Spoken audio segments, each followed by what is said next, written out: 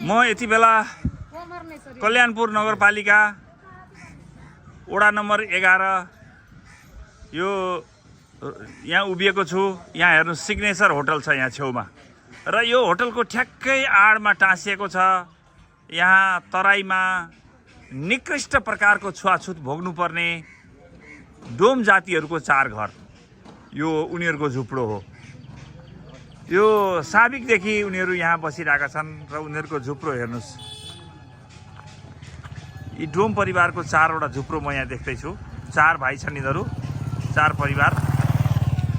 र यो सडकको किनारमा यिनीहरू यसरी बसेका छन् र यो सुँगुर पाल्ने खोर हो। यो नगर सफाई गर्छन् यिनीहरूले। सरसफाई कर्मीहरू नगरलाई सफा राख्छन्, तर उनीहरूको बस्ने घर यस्तो छ। र यहाँ अर्को ठुलो कुरो छ, यो म भित्र गएर देखाउँछु। चलु त भित्र।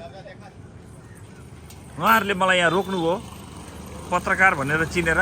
चलु चलु चलु। र अनि हाम्रो चाहिँ पीडा र व्यथा देखाइदिनुहोस्, प्रसारण गरिदिनुहोस् भनेर उहाँहरूले आग्रह गरेपछि हामी रोक्यौँ र उहाँहरूको घरमा हामी पसेर यसरी हेर्दैछौँ। ल हेर्नुहोस्, उहाँहरूको वासस्थान है, गरिब दलितहरूको लागि जनता आवास कार्यक्रम अन्तर्गत विभिन्न फन्डहरू आउँछ घर बनाउनलाई।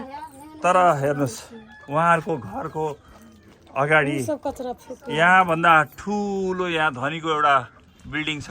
यो बिल्डिङ र यो ठ्याक्कै हाम्रो यो गरिब दलित डोम परिवारहरूको अगाडि छ। यो घरले यसरी पानी उहाँहरूको घरतिर बगाइदिएको छ, फोहोर पानी।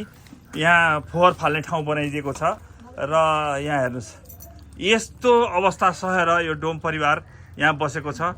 र यतापट्टिको सबै फोहोरहरू यो डोम परिवारको घरतिर बगाइदिएको छ।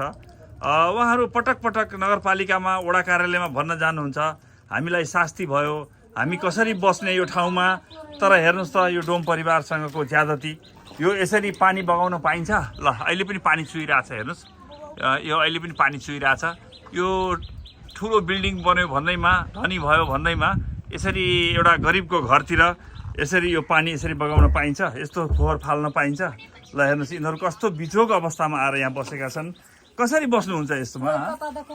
अरू छ यारो। ल यतापट्टि पनि त्यस्तै अवस्था छ। ल हेर्नुहोस्, यो परिवारको पनि यस्तै अवस्था छ।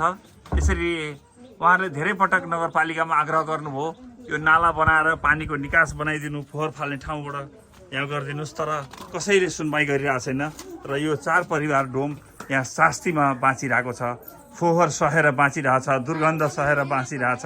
ल हेर्नुहोस्, उहाँहरूको घरमा यो झिँगा भन्केको हेर्नुहोस्। यसरी झिँगा भन्किन्छ किनभने चारैतिर फोहोर छ, चारैतिर फोहोर छ। सबैले यो घरमा फोहोरले पुर्दिन आँटेका छन् र उहाँहरू दुःख सहेर बसिराख्नु भएको छ। यसरी म उहाँहरूको 1-2जनालाई यहाँ म उहाँहरूको भनाइ लिन्छु, कसरी बस्नु भएको छ। भागले देखा लिए उता कहू त केना कर रही छी यहाँ सब जा केन दुख काट कर रही छी? कहू दुख काट कर रही सब मारे गरी अब सब बजे छ त झगड़ा करे। चले त झगड़ा करे है। हां झगड़ा करे, फोर फार कर दे छी, ना कर दे छी त झगड़ा करे जाए हमरा करे।